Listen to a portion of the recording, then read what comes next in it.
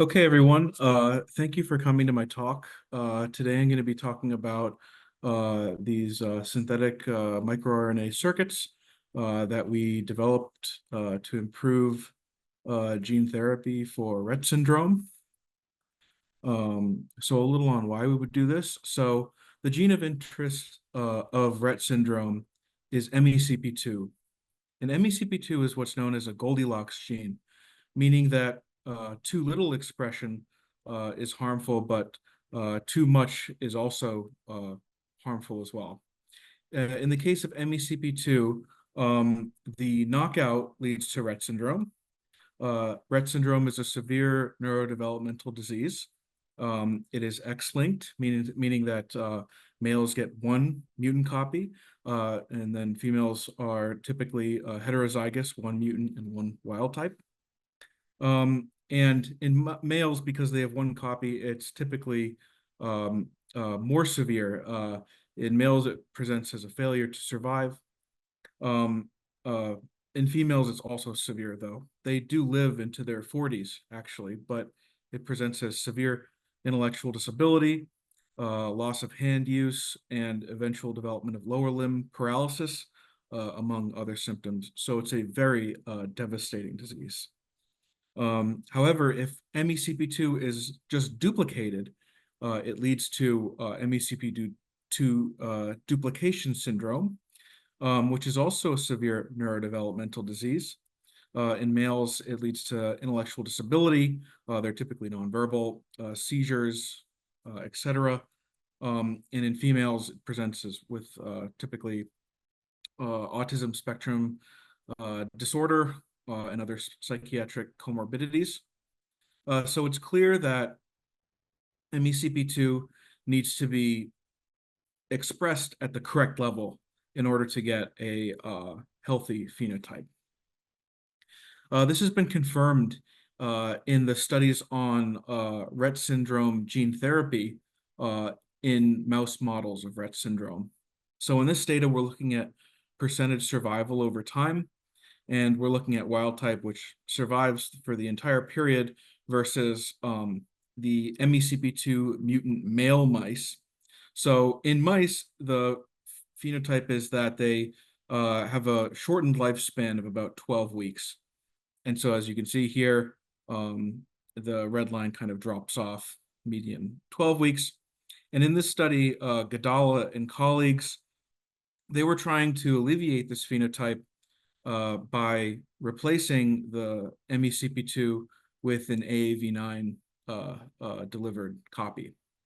So they started at a viral dosage of 10 to the 11 viral genomes per mouse, but they didn't see any benefit to the phenotype. So they increased it by an order of magnitude at 10 to the 12. And at this dosage, they actually saw a significant benefit to the lifespan of these mice. They lived a median of 26 weeks, a significant extension. And so the logic was, okay, they're on the right path, and it must be an issue that not enough brain cells are being delivered to. And so why not increase the dosage further in order to get even better phenotype relief? So they did that. They went up to 10 to the 13 viral genomes per mouse. But at this dosage, the mice died 2 weeks after the injections. And so it's clear, and it was specifically due to MECP2. Delivering EGFP at these levels didn't lead to this toxicity at 2 weeks. So it's clear that MECP2 needs to be carefully regulated in any gene therapy application. And so from these points, we can establish two needs of the Rett syndrome gene therapy field. The first is delivering MECP2 at high penetrance to the brain, and the second is regulation of MECP2 to prevent overexpression toxicity. So the first of these issues we believe can be solved immediately with these new engineered viral capsids that have been developed by the Grad Neuro Lab. As we can see here, at 5 times 10 to the 11 viral genomes per animal, AAV9 does not really deliver to the brain very well. like it's very high expression in the liver, but you want to deliver to the brain.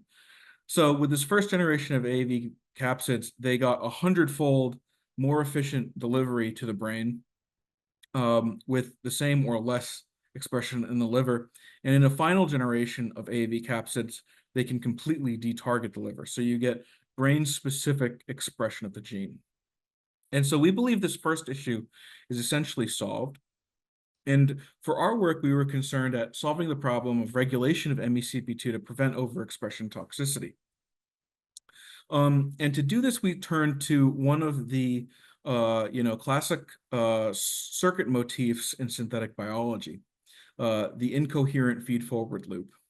And so in this circuit motif, your gene, at the top here, gene dosage, produces both the therapeutic gene and a regulator of that therapeutic gene that downregulates it proportional to the amount of gene dosage. So it's kind of like opposite arms here. And the idea is that as the gene dosage increases, it makes more of the therapeutic gene, but it also makes proportionally more of the regulator, which will then proportionally downregulate the therapeutic gene to even out the expression, to compensate for that increase and bring it back down to the same level. And so mathematical modeling confirms this effect. So if you have an unregulated cassette, so just producing a gene, then the output expression is going to be proportional to the gene dosage, as you can see by this red line here. However, if you add IFFL regulation, what you get is as gene dosage increases, you get increasing regulation, as manifested by this symbolically notated by this increasing in length down arrow here. It gets bigger and bigger.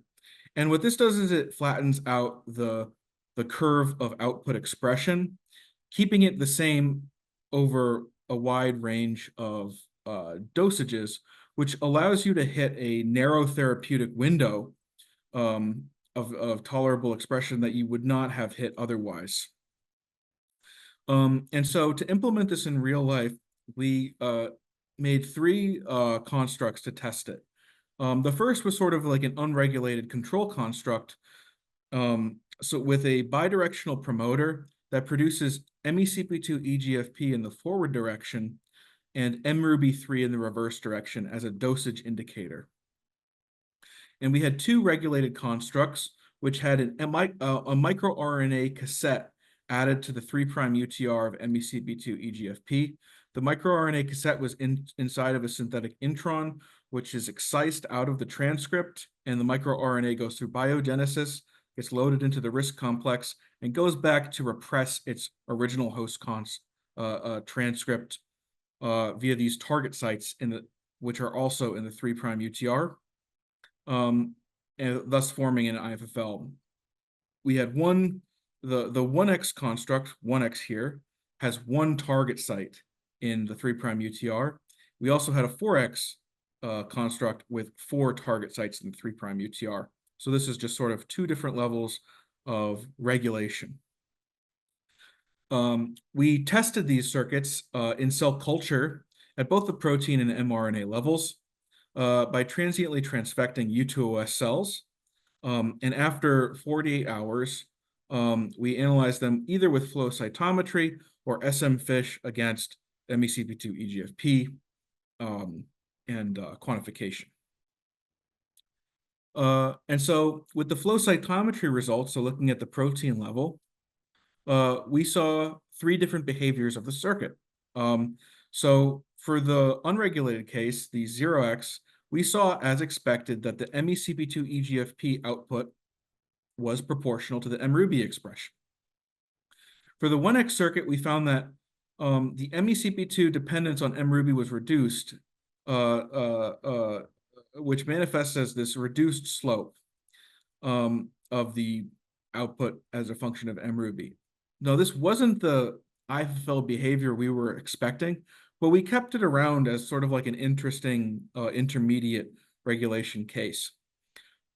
What did work was the 4x circuit, which provided like a 300-fold range where the median expression did not change more than 3-fold within this window. So it sort of provided a low, stable expression level, which is significantly different than the untransfected cells here. So it's low but above zero, just to be clear. We also saw this at the mRNA level, which largely agreed with the protein level quantification, where your unregulated circuit produces proportional transcripts to the mRuby3 dosage indicator. You get a reduced slope with the 1x, and then a more constant level slope for the 4x construct. So it was both at the transcript level and the protein level. So next, so all that was in cell culture, but we want to see how this circuit performs in a living mouse, and we also want to compare how the circuit expresses this MECP2 compared to the endogenous level of MECP2 expression in the brain. And so to do this, we packaged our circuits in AAVs, and we deliver them to wild-type mice. So wild-type mice, they're not Rett mice. They've got the normal level of MECP2. They're expressing it, in a non-diseased way. And we created two HCR probe sets, one exclusively targeting the ectopic transcript using the EGFP sequence that was unique to it, and the other one exclusively targeting the endogenous transcript of MECP2 by targeting the endogenous 3' UTR not present in the ectopic transcript. So by this way, we were able to distinguish the ectopic from the endogenous transcript and quantify their levels of expression after 3 weeks of expression in these mice. And so we found interesting results where there's a lot here, so I'll walk you through it. Each column here is a condition. So we had a CAG GFP condition driving the MECP2 GFP, just to show you a very high level of expression of this GFP. And then we had our typical 0x, which is unregulated, 1x, and 4x in these columns. These were random cells sampled from the cortex of these mice. And what we see is that going from left to right, you get decreasing expression with more regulation. So the unregulated constructs expresses at a certain level, but the 1x expresses a lower level, and the 4x expresses even lower. However, the endogenous MECP2 transcripts in each condition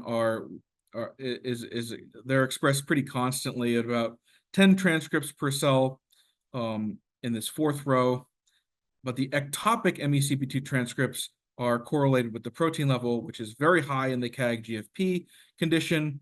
In the unregulated condition, higher than the endogenous transcripts. In the 1x condition, the ectopic MECP2 transcripts are similar to the endogenous MECP2 transcripts.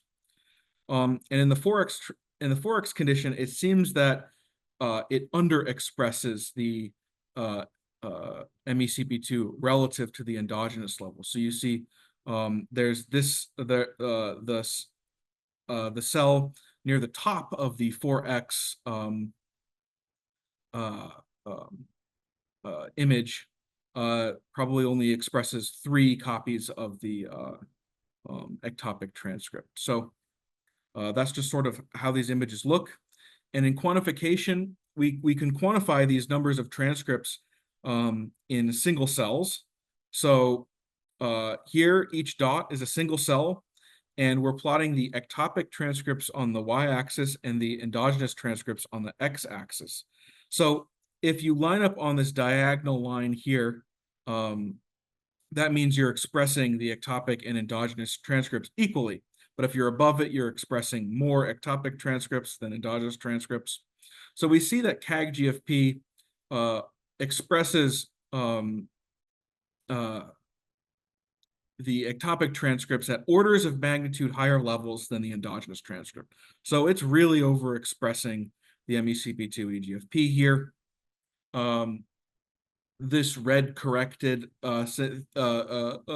marker denotes cells where the transcripts were so dense that we had to switch to an alternative method of quantification because we couldn't distinguish the individual dots. We had to do it by the intensity, the total intensity, the brightness coming from the dots in those cells. But there was a lot of dots in those cells. Otherwise, we just counted them.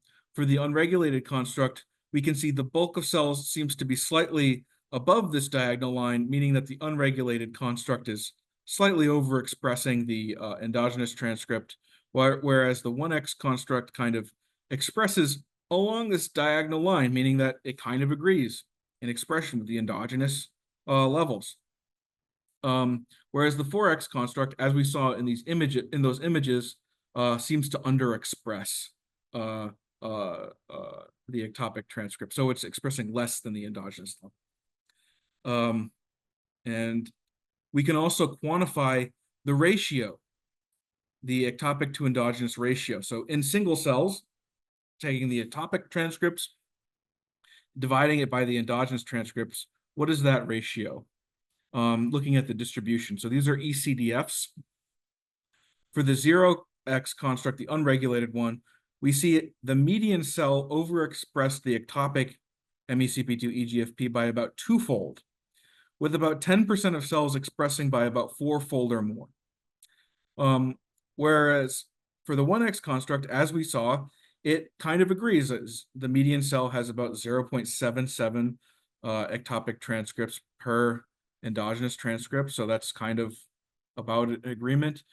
But 10% of cells are expressing, twofold or more, greater than the endogenous level.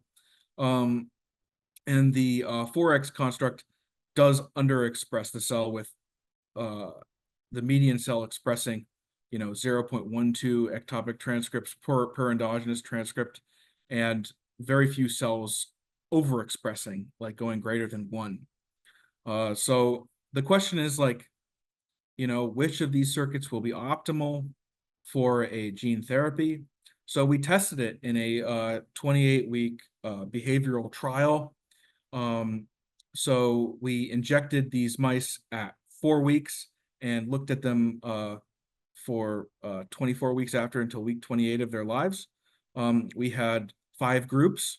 We had Rett female mice. So these are Rett heterozygous mutant females that we did not inject as sort of like a disease control. We had wild type littermates, and then 3 disease mice with either injected with the unregulated 1X or 4X constructs, and just looked at them. And so here in this data, you can in these boxes to the left, each of these multicolored lines is an individual mouse in these groups, and the labels of the box is a condition. It's on the right. So the top box is the untreated control. The second box down is the unregulated ones, 1X, 4X, wild type littermate going down. And so what we can see here is that the untreated controls. Oh, and by the way, I should mention that these scores that I'm looking at, these phenotype scores, are the standardized Rett phenotype scores in the field. They're developed by the Adrian Bird Lab. They involve phenotypes like hind limb clasping and like abnormal gait, and sort of other like related behavioral tests. And so, as documented by the Bird Lab and other people, the untreated controls had an increasing phenotype score over time. As expected, these are Rett disease mice. They get an increasing Rett phenotype score, whereas the wild type littermates at the bottom, they had close to a 0 phenotype score for the duration of the period. Now let's go to our treatment groups. For the unregulated control, it's kind of interesting because these mice got a very high level of MECP2 delivered to their brains. but their Rett phenotype score increases over time, kind of like the untreated controls. It's as if they don't even have MECP2 in their brain. So we said that this could potentially be due to MECP2 overexpression toxicity. For the 1X construct, we saw sort of similar results, though maybe slightly delayed onset of these symptoms. But strikingly, for the 4X construct, we saw that there was, at the very least, a very strong delay in the symptom onset of these mice. So over the duration that we were looking at, we saw significantly reduced Rett phenotype scores, which was very interesting. Looking at this chart on the right, the mean Rett scores over time, you can see that for the untreated control, the unregulated receiving mice, and the 1X receiving mice, they kind of increase over time, whereas the 4X mice, they're kind of lower on the score here, and the wild type is near 0. If we integrate these scores over time, so each of these dots now is an individual mouse, and the score is the average of all their scores over all the time periods. So take all the time periods, average the scores together for one mouse. That's one dot in this chart.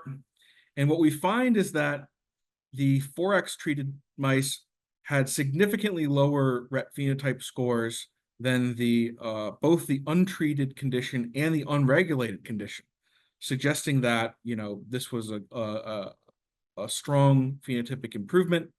It was still significantly different from the wild type mice with a p equals 0.1 significance, so I didn't draw it here. So it's still different from wild type mice. There's still sort of things to be figured out, but we feel like we got pretty good preliminary results for this gene therapy trial.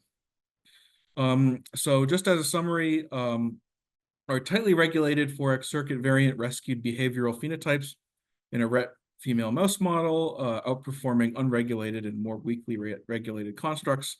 The best performing circuit regulated MECP2 the most tightly, undershooting endogenous expression. Synthetic circuits could play a vital role in gene therapies and other emerging therapeutic approaches, to downregulating these synthetic gene deliveries could be a very important thing, not just for Rett syndrome gene therapy, but for others. And I'd just like to add a postscript, because this is the 4D nucleome group, and my talk wasn't really related to the 4D nucleome, but I do have some work relating to that.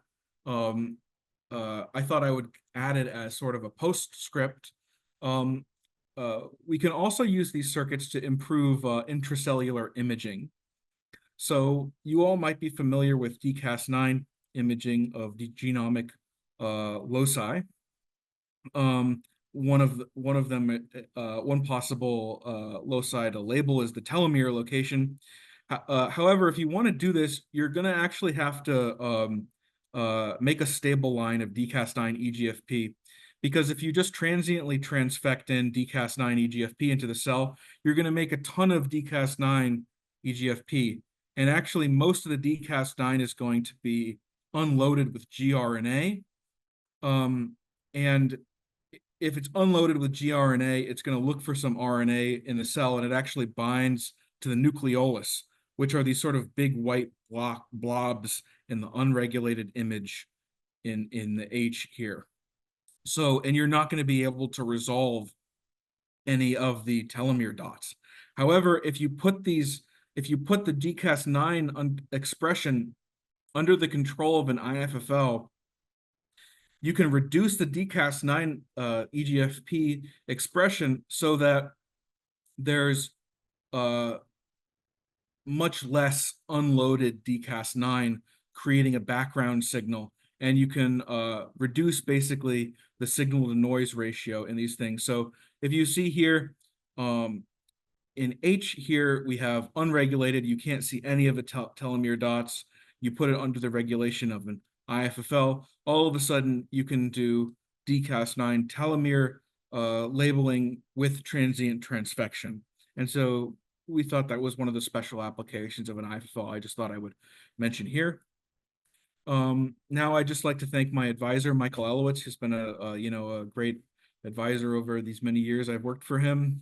My collaborator at Keisha Hori, who did all the mouse work for the Rett syndrome behavior experiments. That was a ton of work, and I really appreciate her contributions to this. Her advisor, Viviana Gradnaro, was a great help in making this work happen. And I'd also like to thank Rong Du for helping me with the later evolutions of my work, including the DCAS9 imaging that you saw in the postscript. I'd also like to thank Martin Tran, Yoda Itake, James Linton, Leah Santat, Mitch Gutman, and everybody else from the Elowitz Lab. Thank you to our funders, the Rett Syndrome Research Trust, the Rosen Bioengineering Center, the Merkin Translational Institute, the NIH, and HHMI. Thank you very much.